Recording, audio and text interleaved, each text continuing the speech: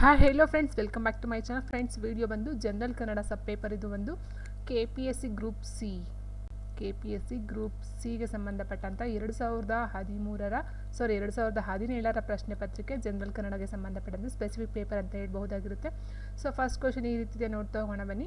ಕಲ್ಯಾಣ ಚಾಲುಕ್ಯರ ಅತ್ಯಂತ ಜನಪ್ರಿಯ ದೊರೆಯಾಗಿ ತನ್ನ ಹೆಸರಿನಲ್ಲಿ ಶಾಖೆಯನ್ನು ಪ್ರಾರಂಭಿಸಿದವನು ಯಾರು ಅಂತ ಕೇಳಿದರೆ, ಕಲ್ಯಾಣ ಚಾಲುಕ್ಯರ ಅತ್ಯಂತ ಜನಪ್ರಿಯ ದೊರೆಯಾಗಿ ತನ್ನ ಹೆಸರಿನಲ್ಲಿ ಶಾಖೆಯನ್ನು ಪ್ರಾರಂಭಿಸಿದವನು ಯಾರು ಅಂತ ಹೇಳಿದ್ರೆ ಆಪ್ಷನ್ 2 6ನೇ ವಿಕ್ರಮಾದಿತ್ಯ ಆಗಿರ್ತಾನೆ.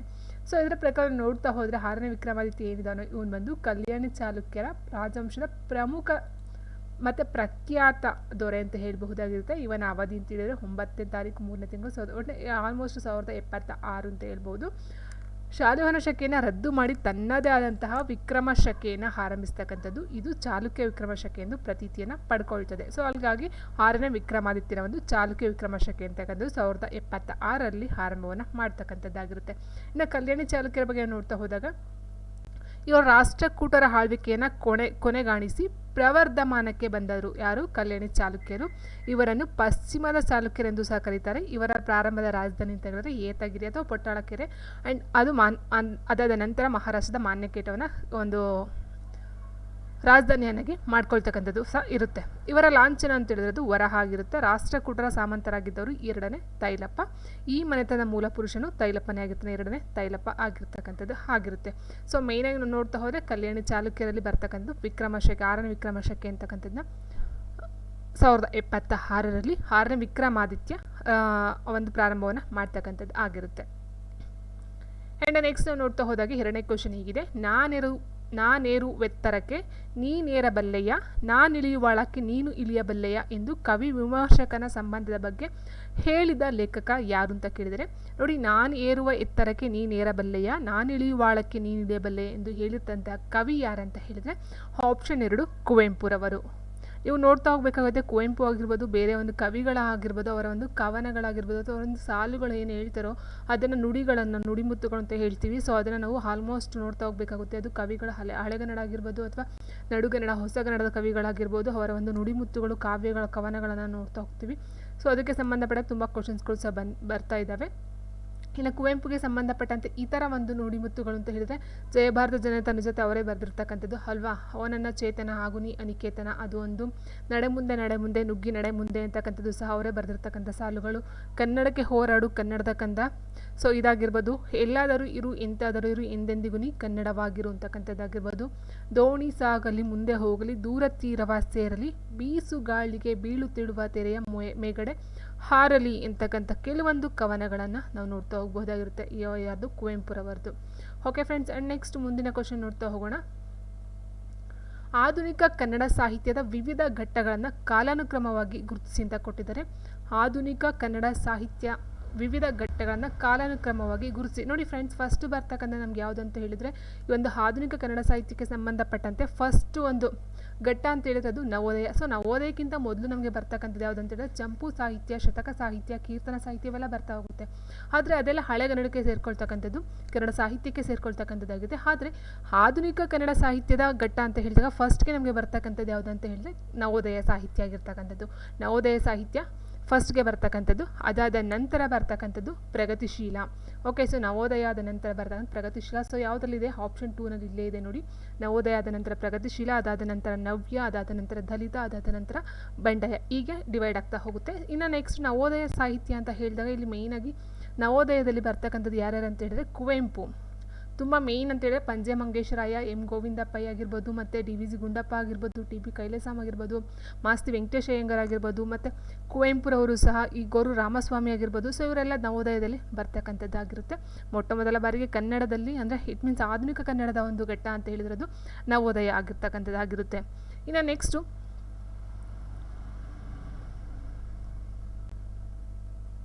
ಕೇಳ್ತಾರೆ ಇಲ್ಲಿ ಏನಂತೇಳಿದ್ರೆ ನವೋದಯ ಸಾಹಿತ್ಯದಲ್ಲಿ ಯಾವುದಕ್ಕೆ ಹೆಚ್ಚು ಇದನ್ನು ಕೊಡ್ತಾ ಅಂತ ಹೇಳಿದ್ರೆ ಜಾಸ್ತಿ ಏನಕ್ಕೆ ಹೊತ್ತನ್ನು ಕೊಡ್ತಾರೆ ಅಂತ ನೋಡೋದಾದರೆ ಆ ದಿನಗಳಲ್ಲಿ ಪ್ರಕೃತಿ ಪ್ರೇಮ ಮತ್ತು ಸಾಮಾಜಿಕ ಸಮಸ್ಯೆಗಳ ಬಗ್ಗೆ ಬೆಳಕನ್ನು ಚೆಲ್ಲಿಸ್ತಕ್ಕಂಥ ಒಂದು ಕೃತಿಗಳನ್ನು ಪ್ರಕಟಣೆ ಮಾಡ್ತಕ್ಕಂಥದ್ದು ಈ ಒಂದು ನವೋದಯ ಸಾಹಿತ್ಯ. ಈ ಒಂದು ಕ್ವಶನು ಸಹ ಬಂದಿದೆ. ಏನಂತ ಹೇಳಿದ್ರೆ ಪ್ರಕೃತಿ ಪ್ರೇಮ, ಸಾಮಾಜಿಕ ಸಮಸ್ಯೆಗಳ ಬಗ್ಗೆ ಬೆಳಕನ್ನು ಚೆಲ್ತಕ್ಕಂಥ ಕೌಟುಂಬಿಕ ಜೀವನದ ಬಗ್ಗೆ ಮತ್ತು ಮಾನವೀಯ ಮೌಲ್ಯಗಳ ಬಗ್ಗೆ ಗಮನವನ್ನು ಹರಿಸ್ತಕ್ಕಂಥ ಕೆಲವೊಂದು ಕೃತಿಗಳನ್ನು ಈ ಒಂದು ನವೋದಯ ಸಾಹಿತ್ಯದಲ್ಲಿ ರಚನೆಯನ್ನು ಮಾಡ್ತಕ್ಕಂಥದ್ದಾಗಿರುತ್ತೆ. ತುಂಬ ಇಂಪಾರ್ಟೆಂಟ್ ಈ ಒಂದು ಪಾಯಿಂಟು ಸಹ ಅಷ್ಟೇ ಆಗಿರುತ್ತೆ.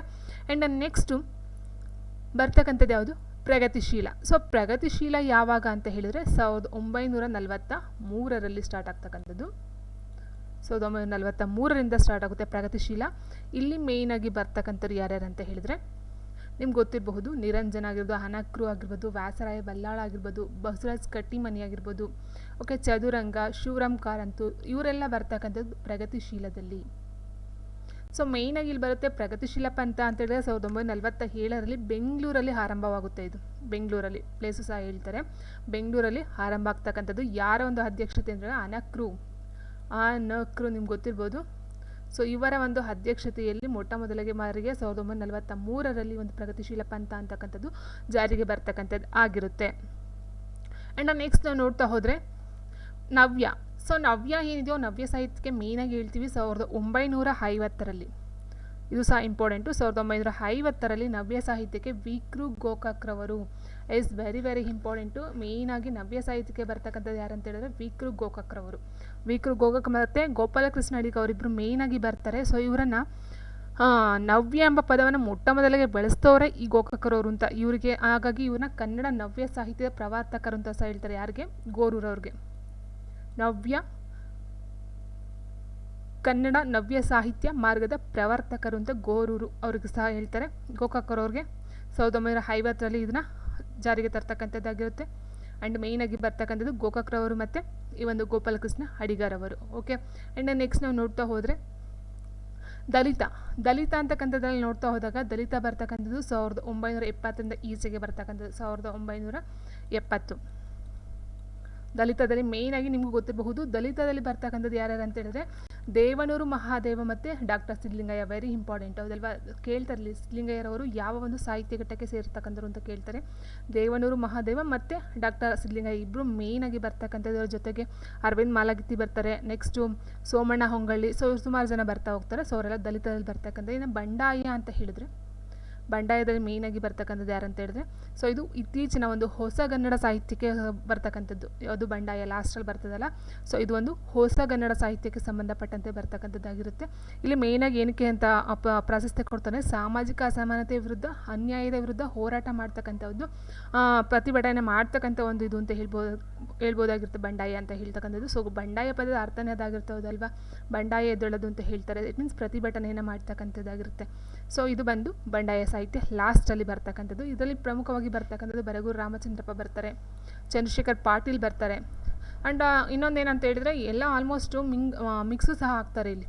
ಎಲ್ಲ ಕೆಲವರು ಇದರಲ್ಲೇ ಬರ್ತಾರೆ, ಬಂಡಾಯದಲ್ಲೇ ಬರ್ತಾರೆ ಅಥವಾ ದಲಿತದಲ್ಲೇ ಬರ್ತಾರೆ ಅಂತ ಏನಿಲ್ಲ. ಕೆಲವೊಬ್ಬರು ಕವಿಗಳು ಲೇಖಕರೇನಿರೋ ಅವರೆಲ್ಲ ಕಡೆಯೂ ಸಹ ಮಿಕ್ಸಪ್ ಆಗಿದ್ದಾರೆ. ಬಟ್ ಮೇಯ್ನಾಗಿ ಬರ್ತಕ್ಕಂಥದ್ದು ನೀವು ನೋಡ್ಕೊಳ್ಬೇಕಾಗುತ್ತೆ. ದಲಿತದಲ್ಲಿ ಬರ್ತಕ್ಕಂಥದ್ದು ಮೇಯ್ನಾಗಿ ದೇವನೂರು ಮಹಾದೇವ ಮತ್ತು ಡಾಕ್ಟರ್ ಸಿದ್ಧಲಿಂಗಯ್ಯ ಈ ಥರ ನೋಡ್ಕೋಬೇಕು.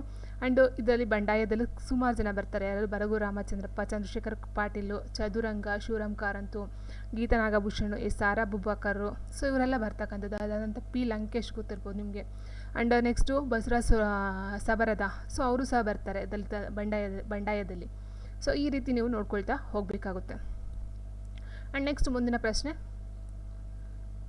ಇವುಗಳಲ್ಲಿ ಯಾವ ಗುಂಪು ಸರಿಯಾದದ್ದು ಅಂತ ಕೇಳಿದರೆ ಸೊ ಆ್ಯಕ್ಚುಲಿ ನಾನು ಇಲ್ಲಿ 4 ಆಪ್ಷನನ್ನು ತೊಗೊಂಡಿಲ್ಲ. ಒಂದು ಮಾತು ತೊಗೊಂಡಿದ್ದೆ, ಯಾಕಂದ್ರೆ ತುಂಬ ಉದ್ದ ಇರೋದ್ರಿಂದ ಕ್ವಶನ್ ಸರಿಯಾಗಿ ನೀಟಾಗಿ ಅರ್ಥ ಆಗಲ್ಲ ಅಂದಕ್ಕೋಸ್ಕರ. ಇವುಗಳಲ್ಲಿ ಯಾವ ಗುಂಪು ಸರಿಯಾದದ್ದು ಅಂತ ಕೇಳಿದರೆ ಸೊ ಆನ್ಸರ್ ಮಾತನ್ನು ತೊಗೊಂಡಿದ್ದೀನಿ. ಭೋಗನಂದೀಶ್ವರ ದೇವಾಲಯ ಬಂದು ಗಂಗರು ಕಟ್ಟಿಸ್ತಕ್ಕಂಥದ್ದು, ಮೇಗುತಿ ದೇವಾಲಯ ಬಾದಾಮಿ ಚಾಲುಕ್ಯರು ಕಟ್ಟಿಸ್ತಕ್ಕಂಥದ್ದು, ಶೃಂಗೇರಿ ಶಾರದಾ ಬಂದು ರಾಷ್ಟ್ರಕೂಟರು, ಡಂಬಳದ ದೊಡ್ಡ ಬಸವನ ಗುಡಿ ಕಲ್ಯಾಣಿ ಚಾಲುಕ್ಯರು ಕಟ್ಟಿಸ್ತಕ್ಕಂಥ ಒಂದು ದೇವಾಲಯಗಳು ಆಗಿರುತ್ತೆ. ನೆಕ್ಸ್ಟು ಹೀಬ್ರೂ ಬೈಬಲ್ನ ತೂಕಿ ಶಬ್ದ ದ್ರಾವಿಡ ತೋಕೈ ಶಬ್ದದ ಹೀಬ್ರೂ ರೂಪಾಂತರದ ಪದದ ಅರ್ಥವನ್ನು ಕೇಳಿದರೆ ಇಲ್ಲಿ ಆ್ಯಕ್ಚುಲಿ ಹೀಬ್ರೂ ರೂಪಾಂತರ ಪದದ ಅರ್ಥವನ್ನು ಕೇಳಿದ್ದಾರೆ.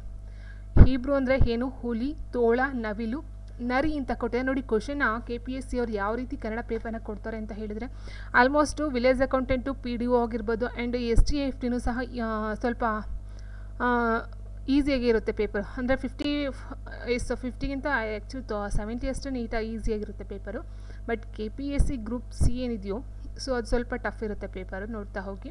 ಇಲ್ಲಿ ಕೇಳಿದರೆ ನೋಡಿ, ಹೀಬ್ರೂ ರೂಪಾಂತರ ಪದದ ಅರ್ಥವನ್ನು ಕೇಳಿದರೆ ಸೊ ಆನ್ಸರ್ ಅಂತ ಹೇಳಿದರೆ ಆಪ್ಷನ್ 3 ನವಿಲು.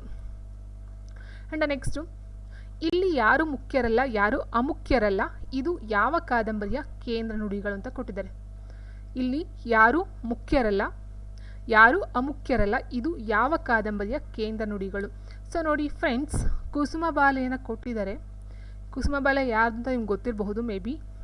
ನಾನು ಆಲ್ರೆಡಿ ಹೇಳ್ದಾಗೆ ದಲಿತದಲ್ಲಿ ಬರ್ತಕ್ಕಂಥ ದೇವನೂರು ಮಹಾದೇವ ಅಂತ ಏನು ಹೇಳಿದ್ನೋ ಅವರ ಒಂದು ಕೃತಿ ಇದು ಕುಸುಮಬಾಲೆ ಅಂತಕ್ಕಂಥದ್ದು ಕಾದಂಬರಿ. ಆಲ್ಮೋಸ್ಟ್ ಕುಸುಮಬಾಲೆ, ಹಂಸಗೀತೆ, ಗೃಹಭಂಗ, ಮಲೆಗಳಲ್ಲಿ ಇವೆಲ್ಲ ಕಾದಂಬರಿಗಳನ್ನೇ. ಕುಸುಮಬಾಲೆ ಬಂದು ದೇವನೂರು ಮಹಾದೇವರವರು ಬರೆದಿರ್ತಕ್ಕಂಥ ಒಂದು ಕಾದಂಬರಿ. ಇನ್ನು ಹಂಸಗೀತೆ ಅಂತಕ್ಕಂಥದ್ದು ಏನಿದೆಯೋ ಇದು ಬಂದು ತಾರಾಸುಬ್ಬರಾವ್ ಅಂತ ಹೇಳ್ತೀವಲ್ಲ, ತಾರಾಸು ಅವರ ಒಂದು ಕಾದಂಬರಿ ಆಗಿರುತ್ತೆ. ಇನ್ನು ಗೃಹಭಂಗ ಬಂದು ಎಸ್ ಎಲ್ ಭೈರಪ್ಪರವ್ರದ್ದು, S L Bhyrappa. Okay, so ಇನ್ನು ಮಲೆಗಳಲ್ಲಿ ಮದುಮಗಳು ನಿಮಗೆ ಗೊತ್ತೇ ಇದೆ, ಇದು ಬಂದು ಕುವೆಂಪುರವರ ಒಂದು ಕಾದಂಬರಿ ಅಲ್ವಾ. ಸೊ ಕುವೆಂಪುರವರ ಕಾದಂಬರಿ. ಇನ್ನು ನೆಕ್ಸ್ಟ್ ನೋಡಿ, ಇಲ್ಲಿ ಯಾರೂ ಮುಖ್ಯರಲ್ಲ, ಯಾರೂ ಅಮುಖ್ಯರಲ್ಲ ಅಂತ ಹೇಳ್ತಾರೆ. ಇಟ್ ಮೀನ್ಸ್ ಇಲ್ಲಿ ಎಲ್ಲರೂ ಒಂದೇನೆ ಅಂತಕ್ಕಂಥ ಅರ್ಥದಲ್ಲಿ ಬರುತ್ತೆ. ಕುವೆಂಪುರವರು ಬರೆದಿರ್ತಕ್ಕಂಥ ಮಲೆಗಳಲ್ಲಿ ಮದುಮಗಳು ಅಂತಕ್ಕಂಥದ್ದು ಏನು ಕಾದಂಬರಿ ಇದೆಯೋ, ಸೊ ಇದನ್ನ 1967ರಲ್ಲಿ ರಚನೆ ಮಾಡ್ತಾರೆ ಇವರು.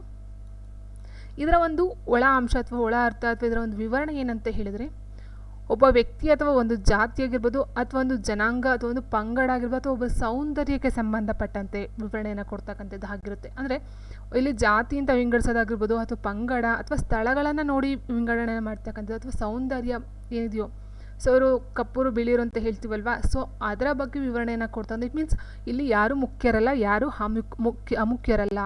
ಓಕೆ, ಪ್ರಪಂಚ ಇರ್ತಕ್ಕಂಥ ಎಲ್ಲ ಜನರು ಒಂದೇ ಅನ್ನೋ ಅರ್ಥದಲ್ಲಿ ಈ ಒಂದು ಮಲೆಗಳಲ್ಲಿ ಮದುಮಗಳು ಕಾದಂಬರಿಯಲ್ಲಿ ಕೊಡ್ತಾ ಹೋಗ್ತಾರೆ. ಸೊ ಇಟ್ ಮೀನ್ಸ್ ಎಲ್ಲ ಒಂದೇ ಅಂದ ಒಂದು ಅರ್ಥದಲ್ಲಿ ಕುವೆಂಪುರವರು ಹೇಳ್ತಕ್ಕಂಥದ್ದು ಮಲೆಗಳಲ್ಲಿ ಮದುಮಗಳು ಅನ್ನೋ ಒಂದು ಕಾದಂಬರಿಯಲ್ಲಿ ಹೇಳ್ತಾ ಹೋಗ್ತಾರೆ. ಆ್ಯಂಡ್ ನೆಕ್ಸ್ಟ್ ನಾವು ನೋಡ್ತಾ ಹೋದರೆ, ಗಾದೆ ಎಂದರೆ ದೇವಬೇರಿ ಎಂದು ಹೇಳಿದವರು ಯಾರು? ಗಾದೆ ಎಂದರೆ ದೇವಬೇರಿ ಎಂದು ಹೇಳಿದವರು ಯಾರು? ಮಾಸ್ತಿ ವೆಂಕಟೇಶ ಅಯ್ಯಂಗರ್, ಅರಿಸ್ಟಾಟಲ್, ಗೋರೂರು ರಾಮಸ್ವಾಮಿ ಅಯ್ಯಂಗರ್, ಚಂದ್ರಶೇಖರ್ ಕಂಬಾರ ಅಂತ ಕೊಟ್ಟಿದ್ದಾರೆ. ಗಾದೆ ಎಂದರೆ ದೇವಬೇರಿ ಅಂತ ಹೇಳಿದರು ಆಪ್ಷನ್ 3 ಗೋರೂರು ರಾಮಸ್ವಾಮಿ ಅಯ್ಯರ್ ಅವರು ಹೇಳ್ತಕ್ಕಂಥ ಒಂದು ಮಾತಾಗಿರುತ್ತೆ, ಗಾದೆಯ ಬಗ್ಗೆ ಹೇಳ್ತಕ್ಕಂಥದ್ದು. ಇನ್ನು ಇವ್ರ ಬಗ್ಗೆ ನಾವು ನೋಡ್ತಾ ಹೋದ್ರೆ ನಿಮಗೆಲ್ಲ ಗೊತ್ತೇ ಇರುತ್ತೆ.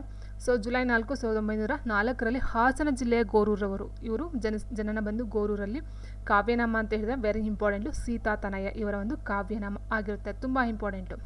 ಆ್ಯಂಡ್ ನೆಕ್ಸ್ಟ್ ಇವರ ಕಾದಂಬರಿಗಳು ಅಂತ ಹೇಳಿದರೆ ಹೇಮಾವತಿ, ಪುನರ್ಜನ್ಮ, ಮೆರವಣಿಗೆ, ಊರ್ವಶಿ, ಕನ್ಯಾಕುಮಾರಿ ಮತ್ತು ಇತರ ಕಥೆಗಳು, ರಾಜನರ್ತಕಿ, ಇದೆಲ್ಲ ಬಂದು ಇವರ ಒಂದು ಕಾದಂಬರಿಗಳಾಗಿರುತ್ತೆ. ಕಥೆಗಳು ಅಂತ ಹೇಳಿದಾಗ ಭೂತಯ್ಯನ ಮಗ ಹಯ್ಯು, ಕೋರ್ಟ್ನಲ್ಲಿ ಗೆದ್ದ ಎತ್ತು, ಇದೆಲ್ಲ ಬಂದು ಕಥೆಗಳು. ಇನ್ನು ಅನುವಾದಗಳು ಮಾಡಿರ್ತಾರೆ, ಮಲೆನಾಡಿನವರು, ಭಕ್ತಿ ಯೋಗ, ಭಗವನ್ ಕೌಟಿಲ್ಯ, ಇದು ಇವರ ಒಂದು ಅನುವಾದಗಳಾಗಿರುತ್ತೆ. ಇನ್ನು ವೆರಿ ಇಂಪಾರ್ಟೆಂಟ್ ಅಂತ ಹೇಳಿದರೆ ಅಮೇರಿಕಾದಲ್ಲಿ ಗೋರೂರು ಕೃತಿಗೆ ಕೇಂದ್ರ ಸಾಹಿತ್ಯ ಅಕಾಡೆಮಿ ಪ್ರಶಸ್ತಿ 1980ರಲ್ಲಿ ಕೊಡ್ತಕ್ಕಂಥ ತುಂಬ ಇಂಪಾರ್ಟೆಂಟು. ಅಮೇರಿಕಾದಲ್ಲಿ ಗೋರೂರು ಅಂತ ಏನು ಕೃತಿ ಇದೆಯೋ ಅದಕ್ಕೆ ಕೇಂದ್ರ ಸಾಹಿತ್ಯ ಅಕಾಡೆಮಿ 1980ರಲ್ಲಿ ಲಭಿಸುತ್ತೆ. ಇದು ಬಂದು ಗೋರೂರು ರಾಮಸ್ವಾಮಿ ಅಯ್ಯಂಗರ ಸ್ವಲ್ಪ ಕಿರುಪರಿಚಯ ಅಂತ ಹೇಳಬಹುದಾಗಿರುತ್ತೆ. ಆ್ಯಂಡ್ ನೆಕ್ಸ್ಟ್ ನಾವು ನೋಡ್ತಾ ಹೋದರೆ, ಮೈಸೂರು ಗೆಜೆಟ್ ಪತ್ರಿಕೆಯನ್ನು ಕರ್ನಾಟಕ ರಾಜ್ಯಪತ್ರ ಎಂದು ಹೆಸರು ಬದಲಾಯಿಸಿದ ವರ್ಷ ಯಾವುದು ಅಂತ ಕೇಳಿದರೆ, ನೋಡಿ ಯಾವ ರೀತಿ ಕ್ವಶನ್ ರೈಸ್ ಮಾಡ್ತಾರೆ ಅಂತ ನೋಡ್ತಾ ಹೋಗಿ. ಮೈಸೂರು ಗೆಜೆಟ್ ಪತ್ರಿಕೆಯನ್ನು ಕರ್ನಾಟಕದ ರಾಜ್ಯಪತ್ರ ಎಂದು ಹೆಸರನ್ನು ಬದಲಾಯಿಸಿದ ವರ್ಷ ಯಾವುದು ಅಂತೇಳಿದ್ರೆ 1968 ಕೇಳಬಹುದು. ಕರ್ನಾಟಕ ರಾಜ್ಯಪತ್ರವನ್ನು ಮೊದಲು ಏನೆಂದು ಹೆಸರನ್ನು ಇಟ್ಟಿದ್ದರು ಅಂತಲೂ ಸಹ ಕೇಳ್ಬೋದು, ಈ ಕ್ವಶನ್ನ ಉಲ್ಟಾ ಮಾಡಿ. ಓಕೆ, ಆ್ಯಂಡ್ ನೆಕ್ಸ್ಟು, ಕಾಲು ಚೀಲ, ಗುಂಡು ಸೂಜಿ, ಸೀಮೆ ಸುಣ್ಣ ಮೊದಲಾದ ಪದಗಳು ಇಂಗ್ಲಿಷ್ ಪದಗಳ ನೇರ ಅನುವಾದಗಳು, ವಿವರಣಾತ್ಮಕ ಅನುವಾದಗಳು, ತದ್ಭವಗಳು. ಮೇಲಿನ ಯಾರೂ ಅಲ್ಲ ಅಥವಾ ಮೇಲಿನ ಯಾವುದೂ ಅಲ್ಲ, ನಮ್ಮಲ್ಲೇ ಇದ್ದ ಪದಗಳ ಜೀರ್ಣೋದ್ಧಾರ ಅಂತ ಕೊಟ್ಟಿದ್ದಾರೆ. ನೋಡಿ ಫ್ರೆಂಡ್ಸ್, ಕಾಲು ಚೀಲ, ಗುಂಡು ಸೂಜಿ, ಸೀಮೆ ಸುಣ್ಣ ಮೊದಲಾದ ಪದಗಳು ಇಂಗ್ಲಿಷ್ ಪದಗಳ ವಿವರಣಾತ್ಮಕ ಅನುವಾದಗಳು. ಆಪ್ಷನ್ 2 ವಿವರಣಾತ್ಮಕ ಅನುವಾದಗಳು. ಸೊ ನೋಡಿ, ಚೀಲ ಬದಲು ಕಾಲು ಚೀಲ, ಇಟ್ ಮೀನ್ಸ್ ವಿವರಣೆಯನ್ನು ಕೊಡ್ತಕ್ಕಂಥ. ಸೂಜಿ ಅಲ್ಲ, ಗುಂಡು ಸೂಜಿ, ಸುಣ್ಣ, ಸೀಮೆ ಸುಣ್ಣ, ಇಟ್ ಮೀನ್ಸ್ ವಿವರಣಾತ್ಮಕ ಅನುವಾದಗಳನ್ನು ಆಗಿರ್ತಕ್ಕಂಥದ್ದು. ಆಪ್ಷನ್ 2 ಆಗಿರುತ್ತೆ. ಮುಂದಿನ ಪ್ರಶ್ನೆ ಹೀಗಿದೆ, ಅಖಿಲ ಭಾರತ ಕನ್ನಡ ಸಾಹಿತ್ಯ ಸಮ್ಮೇಳನದ ಮೊದಲ ಮಹಿಳಾ ಅಧ್ಯಕ್ಷರು ಯಾರು? ಅಖಿಲ ಭಾರತ ಕನ್ನಡ ಸಾಹಿತ್ಯ ಸಮ್ಮೇಳನದ ಮೊದಲ ಮಹಿಳಾ ಅಧ್ಯಕ್ಷರು ಯಾರು? ಸೊ ನೋಡಿ ಫ್ರೆಂಡ್ಸ್, ಅಖಿಲ ಭಾರತ ಕನ್ನಡ ಸಾಹಿತ್ಯ ಸಮ್ಮೇಳನ ಏನಿದೆಯೋ ಫಸ್ಟ್ ಬರ್ತಕ್ಕಂಥದ್ದು ಎಚ್ ವಿ ನಂಜುಂಡಪ್ಪ, ಹೌದಲ್ವಾ? ಸೊ ನಂಜುಂಡಯ್ಯ ಏನಾರು ಎಚ್ ವಿ ನಂಜುಂಡಯ್ಯ 1, 2, 3 ಮೂರರಲ್ಲೂ ಸಹ ಕಂಟಿನ್ಯೂಯಸ್ ಆಗಿ ಎಚ್ ವಿ ನಂಜುಂಡಯ್ಯವರು ಅಧ್ಯಕ್ಷತೆಯನ್ನು ವಹಿಸ್ಕೊಳ್ತಾರೆ ಬೆಂಗಳೂರಲ್ಲಿ. ಅದಾದ ನಂತರ ಸೊ ಇಲ್ಲಿ ಕೇಳಿರ್ತಕ್ಕಂಥದ್ದು ಮೊದಲ ಮಹಿಳಾ ಅಧ್ಯಕ್ಷರು. ಸೊ 4 ಜನರು ಮಹಿಳೆಯರೇ. ಆದರೆ ಇಲ್ಲಿ ಕೊಟ್ಟಿರ್ತಕ್ಕಂಥದ್ರಲ್ಲಿ ಕಮಲಾ ಹಂಪನ ಮತ್ತು ಜಯದೇವ ತಾಯಿಲಿಗಡೆ ಇವ್ರು ಮಾತ್ರನೇ ಅಧ್ಯಕ್ಷರಾಗಿದ್ದವರು. ಸೊ ನೋಡಿ ಇಲ್ಲಿ ಕಮಲಾ ಹಂಪನ ಅಂತಕ್ಕಂಥವ್ರು ಮೂಡಬಿದ್ರೆ 1000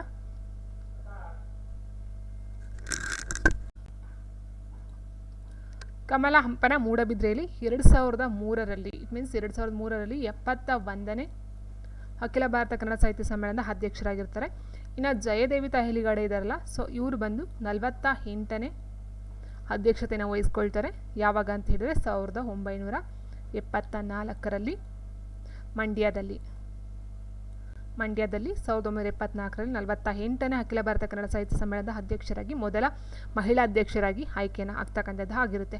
ಇನ್ನು ಇದಕ್ಕಿಂತ ಹೆಚ್ಚಾಗಿ ನಾವು ನೋಡ್ತಾ ಹೋದರೆ ಈಗ ಏನು ರೀಸೆಂಟಾಗಿ 87 ಆಗಿದೆಯೋ 87ನೇ ಅಖಿಲ ಭಾರತ ಕನ್ನಡ ಸಾಹಿತ್ಯ ಸಮ್ಮೇಳನ ನಡೀತು. ಅದು ಬಂದು ಮಂಡ್ಯದಲ್ಲಿ ಆಗಿರ್ತಕ್ಕಂಥದ್ದು. ಮಂಡ್ಯದಲ್ಲಿ ಇದರ ಒಂದು ಅಧ್ಯಕ್ಷರು ಯಾರಂತ ಹೇಳಿದರೆ ಗೋರೂರು ಚೆನ್ನಬಸಪ್ಪ. ಓಕೆ, ಸೊ ಇವರು ಬಂದು 87. ಆ್ಯಂಡ್ ನೆಕ್ಸ್ಟ್ 88 ಬಂದು ಬಳ್ಳಾರಿಯಲ್ಲಿ ನಡೀತಕ್ಕಂಥದ್ದು. ಬಳ್ಳಾರಿಯಲ್ಲಿ 88ನೇ ಅಖಿಲ ಭಾರತ ಕನ್ನಡ ಸಾಹಿತ್ಯ ಸಮ್ಮೇಳನ ಇನ್ನೂ ನಡೆದಿಲ್ಲ, ಅದು ನಡೀತಕ್ಕಂಥ ಒಂದು ಪ್ಲೇಸನ್ನು ಡಿಸೈಡನ್ನು ಮಾಡಿರ್ತಕ್ಕಂಥದ್ದು ಆಗಿದೆ. ಆ್ಯಂಡ್ ನೆಕ್ಸ್ಟ್ ನಾವು ನೋಡ್ತಾ ಹೋದರೆ ಅವಿಭಾಜ್ಯವಾದ ಸ್ವತಂತ್ರ ರೂಪಗಳನ್ನು ಏನೆಂದು ಕರೀತಾರೆ? ಧ್ವನಿಗಳು, ವಾಕ್ಯ, ಪದಗಳು, ನಾಮಪದ ಅಂತ ಕೇಳಿದರೆ ಅವಿಭಾಜ್ಯವಾದ ಸ್ವತಂತ್ರ ರೂಪಗಳು. ಸೊ ಧ್ವನಿ ಬರೋದಿಲ್ಲ. ಇನ್ನು ವಾಕ್ಯ ಅಂತ ಹೇಳಿದಾಗ ಅಲ್ಲಿ ಸ್ವತಂತ್ರ ಬರೋದಿಲ್ಲ. ಇಟ್ ಮೀನ್ಸ್ ಅದೊಂದು ಸೆಂಟೆನ್ಸ್ ಫಾರ್ಮೇಷನ್ ಬರುತ್ತೆ. ಸೊ ಅಂದರೆ ಪದಗಳನ್ನು ಇಟ್ ಮೀನ್ಸ್ ಏನು ಹೇಳ್ತೀವಿ, ಪದಗಳನ್ನು ಜೋಡಣೆ ಮಾಡ್ತಕ್ಕಂಥ ಜೋಡಣೆ ಅಂತ ಹೇಳಿದ್ರೆ ಅಲ್ಲಿ ಕರೆಕ್ಟಾದ ಒಂದು ಅರ್ಥ ಬರಬೇಕು, ಅದು ನಾವು ವಾಕ್ಯ ಅಂತ ಹೇಳ್ತೀವಿ. ಅದರಲ್ಲಿ ಸ್ವತಂತ್ರ ರೂಪಗಳಂತ ಹೇಳಿದಾರಲ್ವಾ, ಸೊ ಆನ್ಸರ್ ಬಂದು ಪದಗಳು. ನಾಮಪದಗಳು ಅಂತ ಹೇಳಿದಾಗ ಅಲ್ಲಿ ಯಾವುದೇ ಒಂದು ನಾಮಪದ ಅಂತ ಹೇಳಿದ್ರೆ ಜಸ್ಟ್ ಅದು ಏನಾಗುತ್ತೆ, ಒಂದು ಹೆಸರಾಗಿರುತ್ತೆ ಅಥವಾ ಒಂದು ಸ್ಥಳ ಹೆಸರಾಗಿರ್ಬೋದು, ಇಟ್ ಮೀನ್ಸ್ ಹೆಸರು ಅಂತ ಬರುತ್ತೆ. ಅಲ್ಲಿ ಬೇರೆ ಬೇರೆ ಒಂದು ನಾಮಪದ ಅಂದರೆ ಕ್ರಿಯಾಪದಗಳಾಗಿರ್ಬೋದು ಅಥವಾ ಇನ್ನೊಂದು ಯಾವುದೋ ಅವ್ಯಯಗಳಾಗಿರ್ಬೋದು ಅದೆಲ್ಲ ಬರೋದಿಲ್ಲ. ಸೊ ನಾಮಪದ ಆಗೋದಿಲ್ಲ. ಸೊ ಇಟ್ ಮೀನ್ಸ್ ಪದಗಳು ಅಂತ ಹೇಳಿದಾಗ ಅಲ್ಲಿ ನಾಮಪದಗಳಾರ ಬರ್ಬೋದು ಅಥವಾ ಅವ್ಯಯಗಳು ಬರ್ಬೋದು, ಅಥವಾ ಯಾವ ಥರದ ಪದಗಳಾದರೂ ಬರ್ಬೋದು, ಅದು ಸ್ವತಂತ್ರ ರೂಪಗಳಂತ ಹೇಳಬಹುದಾಗಿರುತ್ತೆ.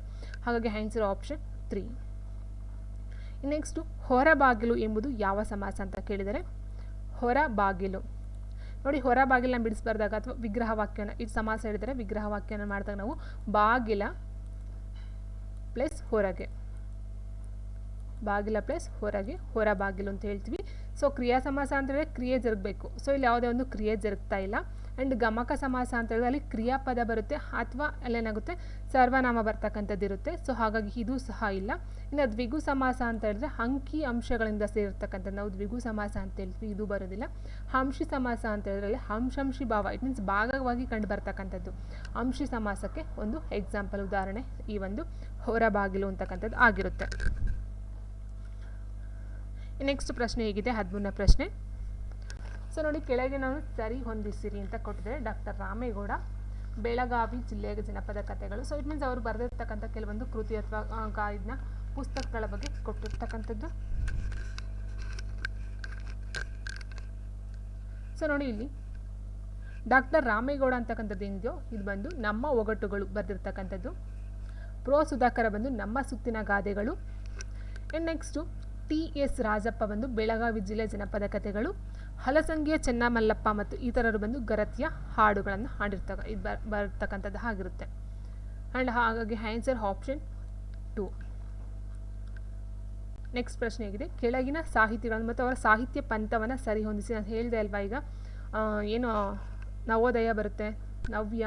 ಸೊ ನವೋದಯ ಫಸ್ಟ್ ಆದಂಥ ನಂತರ ಪ್ರಗತಿಶೀಲ ಅದಾದ ನಂತರ ನವ್ಯ ಅದಾದ ನಂತರ ದಲಿತ, ಬಂಡಾಯ, ಈಗೇನು ಬರುತ್ತೋ ಅದಕ್ಕೆ ಸಂಬಂಧಪಟ್ಟಂಥ ಲೇಖಕರು ಸಾಹಿತಿಗಳನ್ನು ಕೊಟ್ಟಿದ್ದಾರೆ. ಈಗ ಮ್ಯಾಚನ್ನು ಮಾಡಬೇಕಾಗುತ್ತೆ ನೀವು. ಸೊ ಈಗ ತಾನೇ ನಾನು ಹೇಳ್ತಾ ಹೋಗಿದ್ದೆ. ಸೊ ನೋಡಿ, ಇಲ್ಲಿ